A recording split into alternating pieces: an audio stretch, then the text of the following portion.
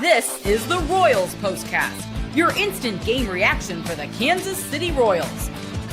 Part of the Locked On Podcast Network, your team every day. Welcome into the Royals POSTCAST here on the Locked On Podcast Network, your team every day.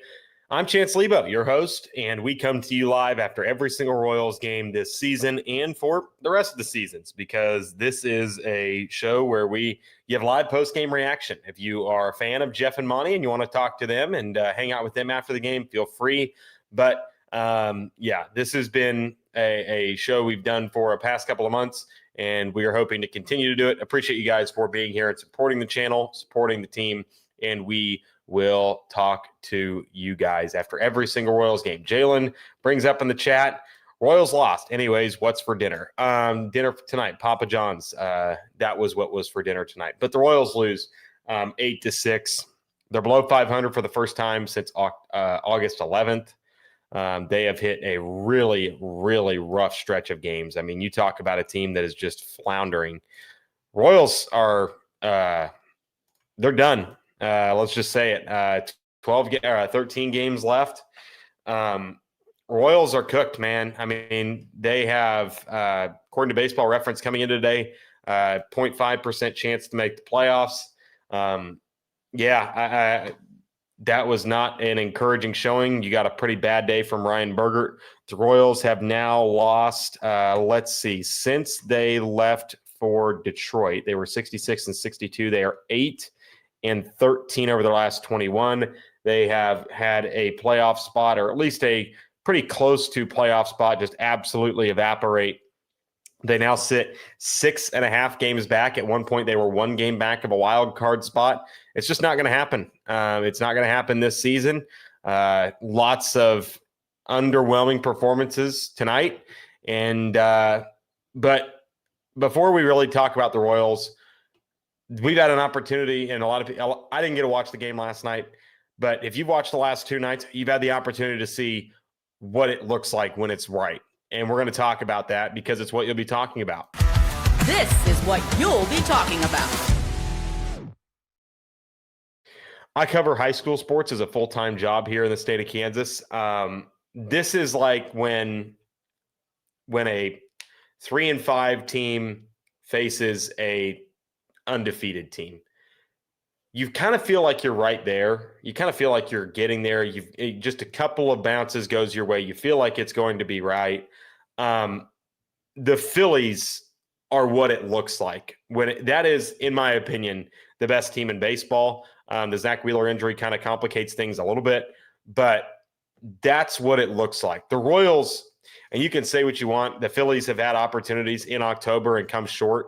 Winning a World Series is not about it's not a beauty contest. It's an all-out war. So sometimes that's not, the best teams don't always win the World Series in Major League Baseball. And certainly building a good team, building the best team is always going to be the goal. But the Phillies are a team that, if the Royals were somehow a coin flip away from being in the playoffs tomorrow, if they were in the playoffs, do you have confidence after seeing what we just saw over the last 2 nights that the Royals have any chance at beating the Phillies in a 7-game series, in a 5-game series, in a 3-game series?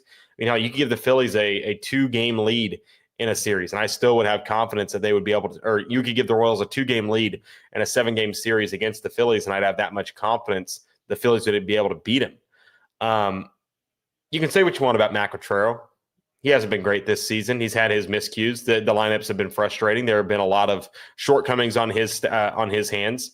You can say what you want about J.J. Piccolo and their lack of any kind of movement in the offseason in terms of offense. You can say what you want about the guys that they brought back, MJ Melendez, Hunter Renfroe, those kind of guys. But I don't think that anything that the Royals could have done in the last 365 days plus, you can name 5 moves that the Royals could have made in the last 365 days that didn't happen.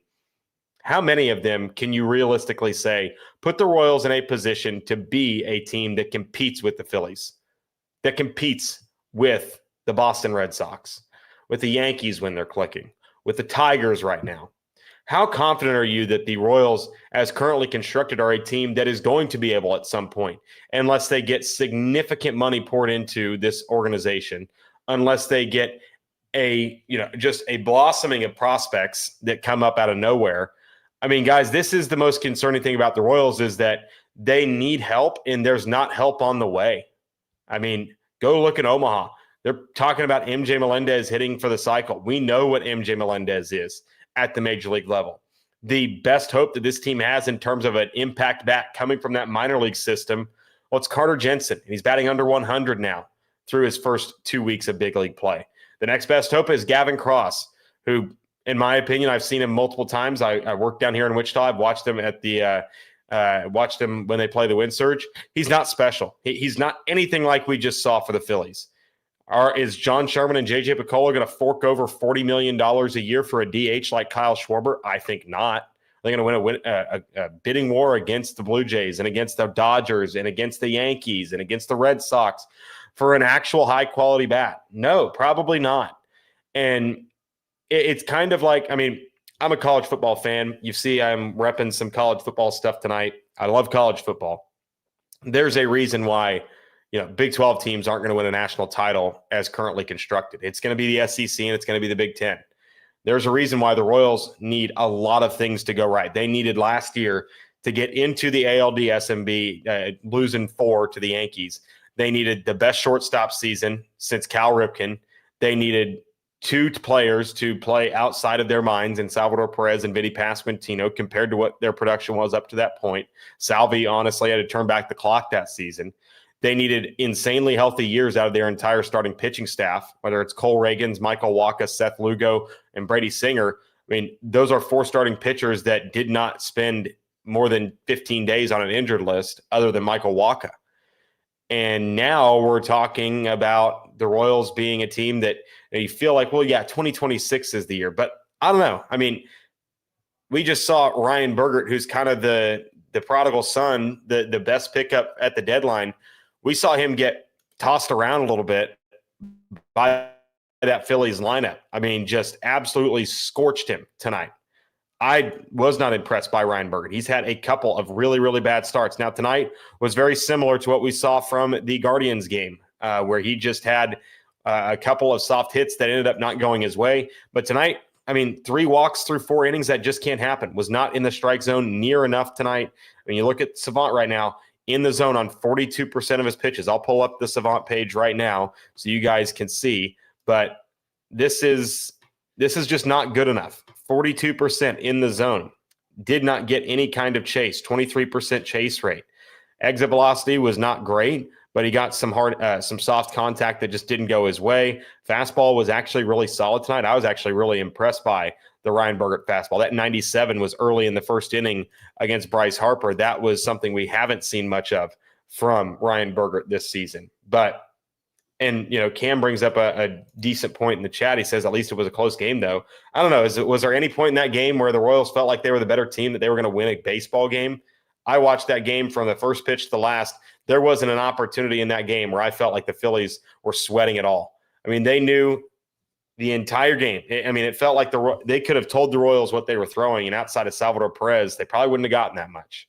I know it's probably going to be a Debbie Downer, glass half empty take, but the Royals are not anywhere close to what we saw just tonight from the Phillies. And that's a team that they're going to have to compete with if they, like you guys are talking about in the chat every single night, Matt Cottrell is not the guy to get them to a championship. Like, who is? I mean, they could get Yogi Berra resurrected from the dead. He's not getting this team anywhere close to a pennant. I really do believe that.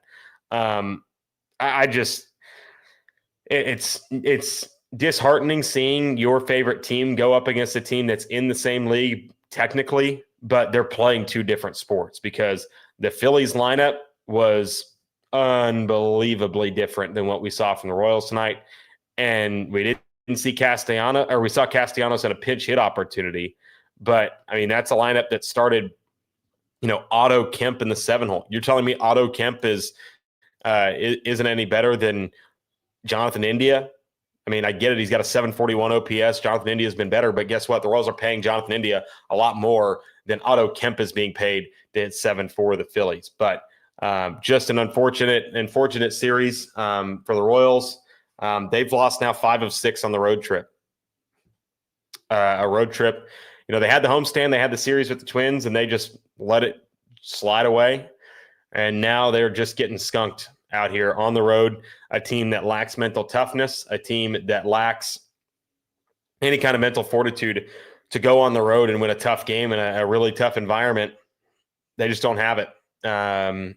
No other words really for you guys tonight in terms of what I saw from the Royals. But when we come back, we'll talk about Salvador Perez and his night tonight. I've had the question posed to me a couple of times, and the answers that you've heard probably haven't been great. We'll talk about Salvador Perez and his Hall of Fame case when we come back here on the Locked On Royals postcast. You've probably seen a million ads for hair growth products and thought, sure, like that actually works. There are so many products out there, and it's actually hard to know which ones are actually going to do anything. That's why you should give Nutrafol a closer look. Nutrafol is the #1 dermatologist-recommended hair growth supplement brand, trusted by over 1.5 million people. And it's not just the hype. This is a supplement clinically tested that targets the root causes of thinning and shedding with a proactive approach. Whether you are at work, out with friends, or even just getting ready in the morning, Nutrafol gives you more confidence in your daily routine. See thicker, stronger hair with less shedding in just 3 to 6 months with Nutrafol. For a limited time, Nutrafol is offering Locked On MLB listeners $10 off your first month subscription and free shipping when you go to Nutrafol.com and enter the promo code Locked On MLB. That's Nutrafol.com, promo code Locked On MLB. Today's episode is also brought to you by FanDuel. The NFL season is in full swing. The NFL season is here, and FanDuel is making sure you're ready for kickoff with a can't-miss offer. Right now, new customers can bet just $5, and if your bet wins, you'll get $300 in bonus bets to use across the app. All right, let's talk bets for NFL Week 1 tomorrow. I really like the under in the Colts and Broncos game. I think it's going to be a low-scoring game in Indy. I am a Colts fan, and I do not like the Colts' chances in that game. I'd actually take the Broncos on the money line as well. You know what? Actually, give me that. Let's go Broncos money line, Bo Nix anytime touchdown, and then throw in the first half under in that game. So I'm going to take that as my FanDuel bet today, and it's great because it fits however you like to bet. Player props, building a same-game parlay, or even just jumping in live as the action unfolds.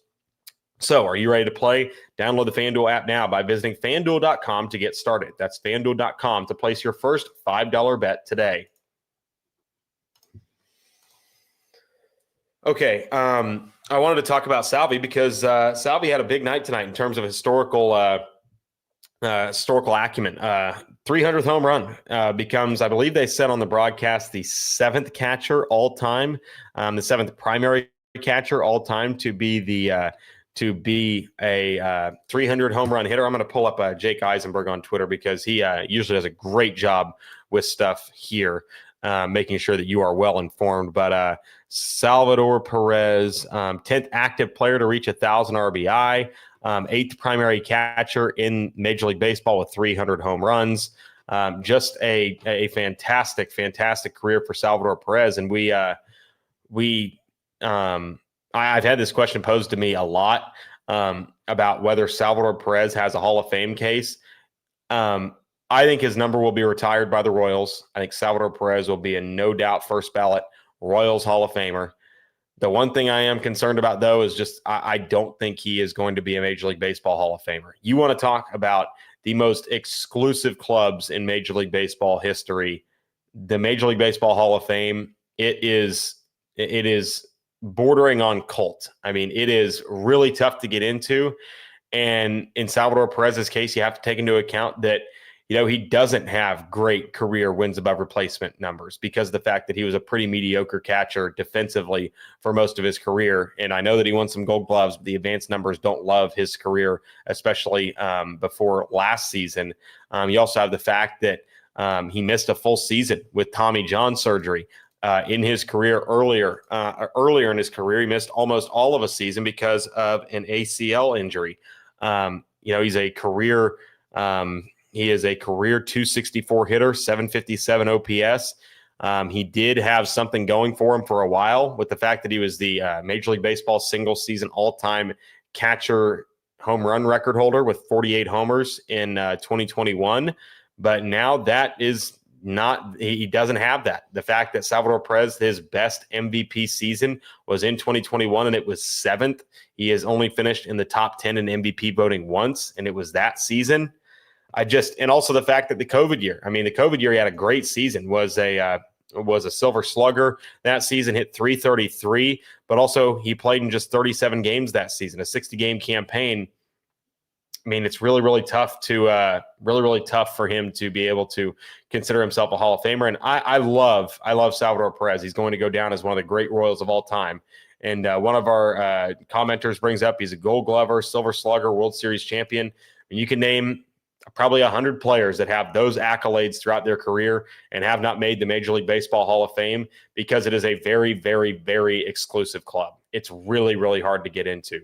I don't think that at this point in his career, Salvador Perez is a Hall of Famer. I just think that he's going to be Hall of really good. You look throughout his career, yes, he had that one really good season in terms of home running, hitting 48 homers. But you look at the rest of his career, he has 0 other seasons with 30 home runs, and he didn't really he doesn't walk. He strikes out a ton. I love Salvi. I think he's going to go down as one of the greatest Royals of all time, a top 5 Royal in every sense of the imagination. His number will be retired the day he hangs up the catcher's mitt. I just find it really hard to find him being a Hall of Fame catcher with the numbers that he has throughout his career and the fact that Major League Baseball is very, very strict on who they let into the Hall of Fame in terms of the Baseball Writers Association. Do I think he's a Hall of Famer? Absolutely. But I have a little bit lighter standards when it comes to who I would put in my Hall of Fame. So that is my take. Appreciate you guys for being here tonight. I know 8 o'clock on a Saturday night is not exactly the place or the time that you would be watching a YouTube live stream. But if you are here live, appreciate you. Be sure to like the video, subscribe to the channel. If you're new here, just tuning in for the first time, we do this after every single Royals game. So be sure to check us out every single night after the Royals play. 13 games to go for the Royals, and we will be back here tomorrow afternoon for you with another edition of the Royals Postcast.